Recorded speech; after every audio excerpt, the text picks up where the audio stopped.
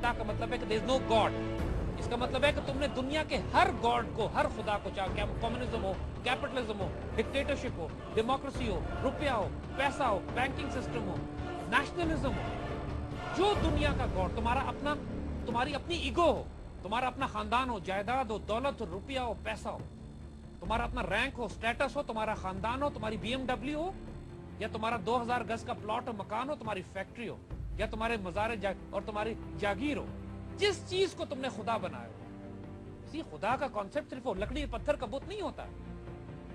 इंसान ने बहुत सारे खुदा बनाए होते हैं दुनिया में, जिनको, क्योंकि खुदा की डेफिनेशन क्या है कि जब वो अल्लाह और रसूल को भूल जाता है और इन चीजों को प्रायोरिटी देता है तो ये चीजें उसका खुदा बन जाती है। तो इकबाल कहते हैं कि ला इलाह तुम्हारा वो सदर, एक दफा तुम अपना कलमा तो ठीक करो, रियलाइज इंटेलेक्चुअली कि मैंने दुनिया के सारे खुदाओं को रिजेक्ट करके I will come to one God, there is no god but Allah सुब्हानहू व तआला।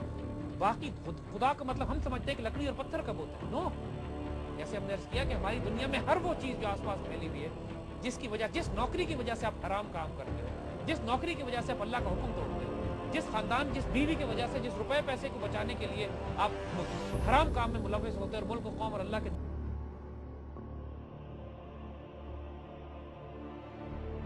किसी को इल्म बहुत होता है तो उसका इल्म बुत बन जाता है उसका, किसी के पास दौलत होती है वो उसका बुत बनता है। जब बाल कहते देखो एक दफा इस बुत को तोड़ो फिर नमाज की तरफ आओ, क्योंकि नमाज तुम्हें कनेक्शन जोड़ती है तुम्हारा अपने अल्लाह के साथ। You remain one on one relationship with your God.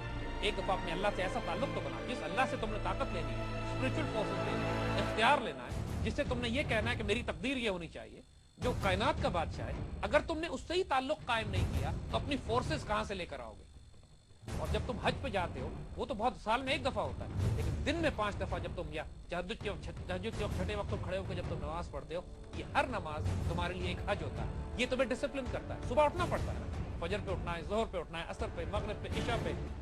Unless you organise your life like this, unless you make a direct contact with Allah सुब्हानहू व तआला, unless you break all those gods that you have created around yourself. और सबसे बड़ा God इंसान की अपनी अना होती है, ईगो, द फॉल्स ईगो जिसकी हमने बात की, नॉट द पॉजिटिव खुदी।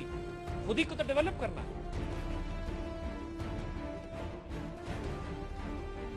कहने का मकसद ये है, अपने अंदर देखो, अपनी जिस तूफानी जिंदगी में आजकल हम गुजर रहे हैं, जॉब्स, नौकरी, पूरी दुनिया का एक तूफान मचाया हुआ है हमने, जो हमें सांस नहीं लेने देता। 2 मिनट के लिए wait, think within yourself. सोचो चाहते क्या हो, focus your life, what do you want. कि जो शख्स एक दफा ये डिसाइड करे सोच के कि मैं किस जिंदगी के पीछे दौड़ रहा हूं, बीए किया, नौकर हुई, पेंशन मिली और मर गए, मेरी सारी जिंदगी का फोकस सिर्फ ये है कि मैं रुपया कमाऊं, नौकरी में इसलिए पढ़ता, मैं इसलिए हूं कि मुझे जॉब बेहतर कहां पे मिलेगी, पैसा कहां से मिलेगा, सारी बनाऊंगा, गाड़ी कौन सी खरीदूंगा और कैमरा मेरे पास कौन सा होना चाहिए, और छुट्टियां गुजारने में किस आइलैंड पे जाऊंगा। इसके अलावा जिंदगी का कोई मकसद नहीं है। कहता वेट, रुक जाओ, सोचो, गौर करो, देखो चाहते क्या हो। इसके बाद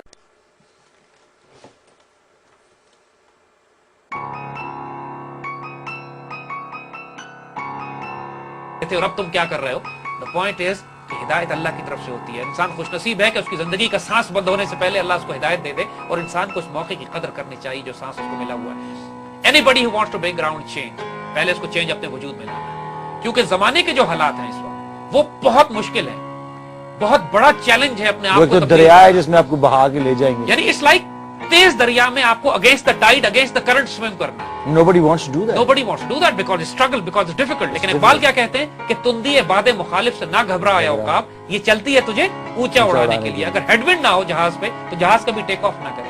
अब ये एटीट्यूड की बात है। एक एटीट्यूड ये है कि हेडविंड बहुत ज्यादा है, let's make it a Tailwind, उसके साथ साथ चल जाते हैं। दूसरा ये है कि no, we'll cut through it, we'll make our way through।